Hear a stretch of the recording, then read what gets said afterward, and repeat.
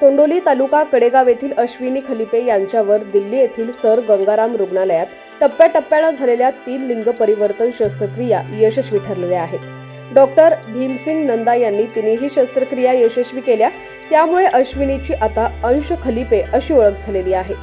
2 वर्षांपूर्वी अश्विनी खलिपे या 28 वर्षीय तरुणीनं लिंग परिवर्तन करण्याचा निर्णय घेतला।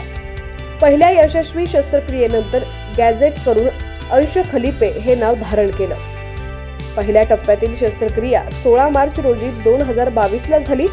नंतर 4 महिन्यांची दुसऱ्या टप्प्यातील शस्त्रक्रिया ही यशस्वी झाली। त्यानंतर आता नुकतीच तिसरी शस्त्रक्रिया ही यशस्वी झाल्यानं अश्विनी आता अंश म्हणून ओळखली जाऊ लागलेली आहे। अश्विनीच्या शारीरिक जडणघडणीतून लहानपणापासून पुरुषाप्रमाणे बदल दिसून येत होते। निडरपणा, पोशाख या सर्व बाबतीत पुरुषाप्रमाणे वर्तन होतं, त्यामुळे लिंग परिवर्तन करून मुलगा होण्याचा निर्णय घेतला।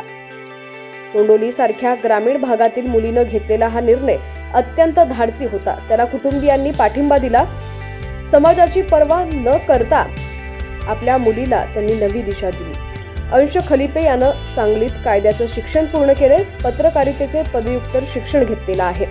सध्या भारती विद्यापीठाच्या पुणे येथील कायदा महाविद्यालयात कायद्याचे पुढील शिक्षण घेत आहे। समाजातील दबलेल्या असंख्य तरुण तरुणींसाठी अंश खलिपे यांचा लिंग परिवर्तनाचा यशस्वी प्रयोग दिशादर्शक ठरणारा आहे। तिन्ही शस्त्रक्रिया यशस्वी झालेल्या आहेत। अंश आता पुणे येथील घरी विश्रांती घेत आहे।